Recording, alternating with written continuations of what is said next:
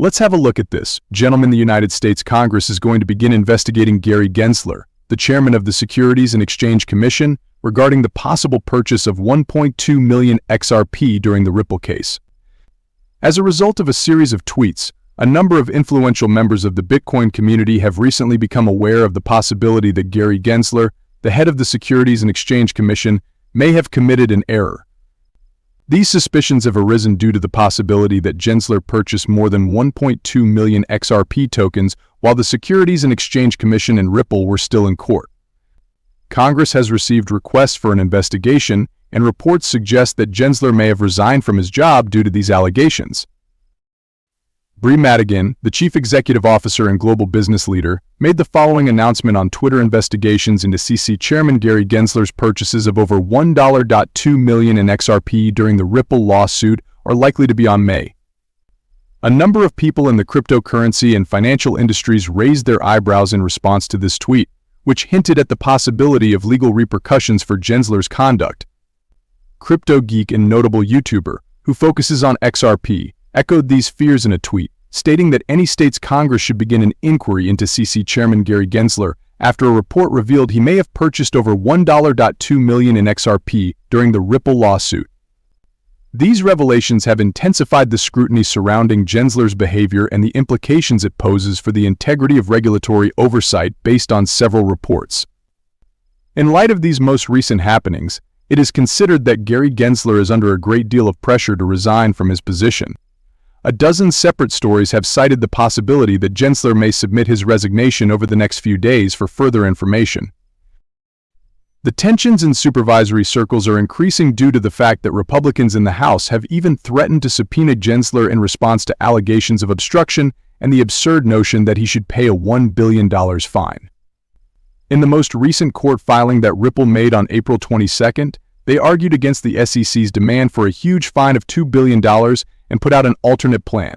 XRP offers a settlement of $10 million.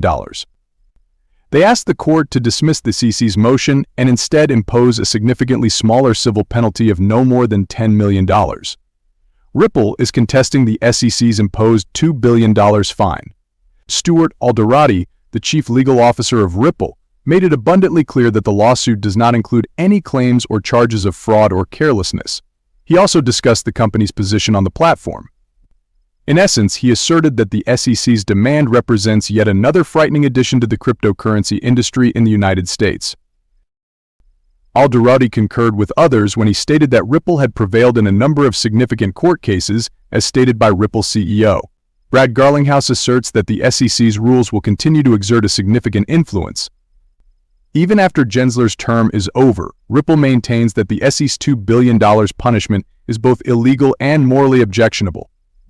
This is because it demonstrates that the agency is exceeding its regulatory jurisdiction and basing its demands on hypothetical future infractions rather than actual crimes. Ripple, on the other hand, claims that it has altered the manner in which it sells XRP coins in order to comply with court rulings, differences with the SEC, and other things.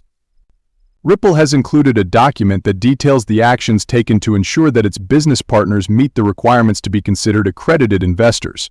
On its part, Ripple filed an appeal against the Securities and Exchange Commission's SEC claim, asserting that it exceeded the amount the agency had received from any other party in a digital asset dispute by 20 times.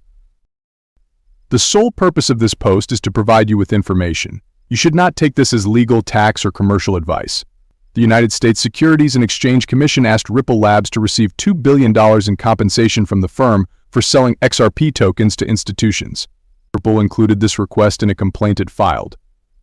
This was not required, according to Ripple, and the company requested that the SEC reject any and all demands for prejudgment interest in any circumstance. The government is attempting to scare people away from the digital asset, despite the fact that the amount at stake is significantly less than what they are claiming. The corporation filed a motion to dismiss the government's lawsuit, claiming to owe $2 billion in fines and $876 million in cash due to the violations, after the government agency ordered the corporation to pay the fines in court filings revealed approximately 1 month ago. The list of claims included a total of $876 million in compensation damages, along with an interest of $10.98 million on the stipulated amount of money. Ripple has admitted to selling coins to institutional customers, and its CEO has expressed the importance of considering this.